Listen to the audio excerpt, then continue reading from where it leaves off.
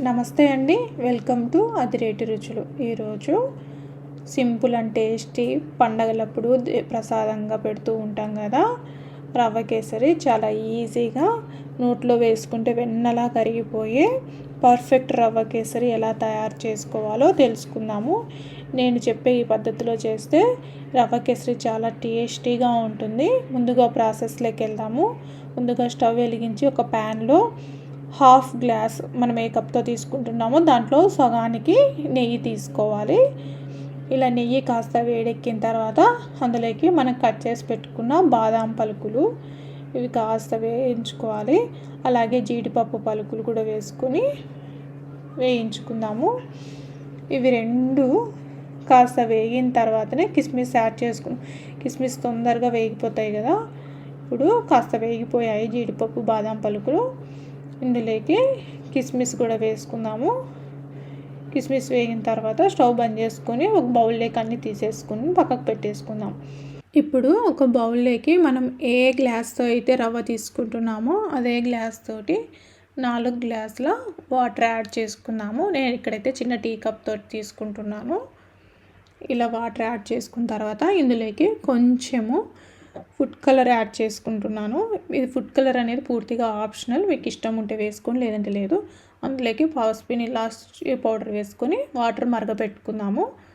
మరొక పక్క మనం ముందుగా డ్రై ఫ్రూట్స్ వేయించి పెట్టుకున్నాము కదా, అదే నేతిలోనే మనము బొంబాయి రవ్వ 1 కప్ వేసుకొని లో ఫ్లేమ్లో వేయించుకుందాము. ఈలోగా మరొక పక్క ఈ వాటర్ కూడా మరుగుతూ ఉన్నాయి.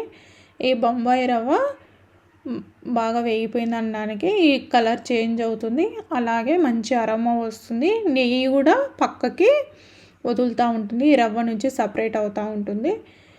అలా వచ్చిన తర్వాత మనం మరగపెట్టుకున్న వాటర్ని గరిటెతోటి కలుపుకుంటూ వేసుకోవాలి. ఇలా వాటర్ మొత్తం వేసుకొని గరిటెతోటి ఉండలు లేకుండా బాగా కలుపుకోవాలి. ఇది ఫస్ట్ వాటర్గా అనిపించినప్పటికీ 2 నిమిషాల్లోనే గట్టి పడుతుంది. చూడండి, ఇప్పుడు కొంచెం గట్టిగా దగ్గరికి అయ్యింది కదా. ఇలా కేసరి రవ్వ కాస్త ఉడికి దగ్గర పడిన తర్వాత ఇందులోకి మనం ఏ గ్లాస్తో అయితే తీసుకుంటున్నామో అదే గ్లాస్ తోటి 1.5 గ్లాస్ షుగర్ యాడ్ చేసుకుందాము. మీరు కావాలంటే ఇంకా హాఫ్ గ్లాస్ ఎక్కువ షుగర్ యాడ్ చేసుకోవచ్చు. ఇదైతే పర్ఫెక్ట్గా సరిపోతుంది. ఈ షుగర్ కూడా కరిగిన తర్వాత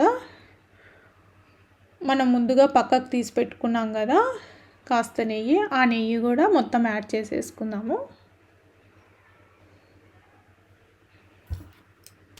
ఇలా నెయ్యి వేసుకున్న తర్వాత మనం ముందుగా వేసుకున్న షుగరు అలాగే నెయ్యి బాగా మెల్ట్ అయ్యి ఈ రవ్వ దగ్గర పడేంత వరకు ఉడికించుకోవాలి. చూడండి, రవ్వ కూడా దగ్గరకు వచ్చేసింది. ఈ రవ్వ ఆ నెయ్యి మనం మంచిగా వేసుకోవడం వల్ల ప్యాన్ నుంచి సపరేట్ అవుతూ ఉంటుంది, ప్యాన్కి అంటుకోకుండా. తర్వాత మనం ముందుగా వేయించి పెట్టుకున్న డ్రై ఫ్రూట్స్ని కూడా ఇందులోకి వేసుకొని ఒకసారి కలుపుకుందాము. ఇలా మొత్తం కలిపేసుకున్న తర్వాత స్టవ్ బంద్ చేసుకుందాము. ఇలా ఒకసారి బాగా కలిపేసుకొని స్టవ్ బంద్ చేసుకుంటే రవ్వ కేసరి రెడీ అయిపోయింది. ఇప్పుడు సర్వింగ్ బౌల్లోకి సర్వ్ చేసుకుందాం. చూడండి, చాలా సింపుల్గా పండగలప్పుడు ఎక్కువ శ్రమ పడకుండా ఇలా నైవేద్యంగా పెట్టుకోవచ్చు. మీకు నచ్చితే నా వీడియో లైక్ చేయండి, షేర్ చేయండి, అలాగే కామెంట్ చేయండి. Thank you everyone.